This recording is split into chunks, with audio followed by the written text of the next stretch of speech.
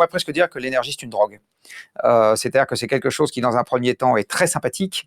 Plus on en consomme, plus c'est sympathique. Sauf que les effets désagréables, le côté gueule de bois arrivera derrière. Alors le côté très sympathique, il arrive au début.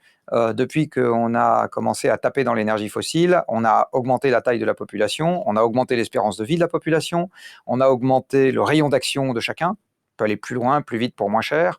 On a augmenté la quantité de nourriture à laquelle on a accès pour moins cher. On a augmenté notre pouvoir d'achat. Bref, pour le moment, en première approximation, c'est que du bonheur. Le problème, c'est que l'expérience n'est pas terminée et qu'une bonne partie de ce que je viens de décrire se paye derrière d'un certain nombre de factures dont l'effet n'est pas instantané. Alors, il y en a une à laquelle on peut penser, c'est le changement climatique, mais pas que. Le fait qu'on soit très nombreux sur Terre, par exemple, ce qui a été permis par l'énergie, a engendré de la déforestation. Parce que pour nourrir tout ce beau monde, il faut faire des champs, et les champs se font en prenant sur la forêt.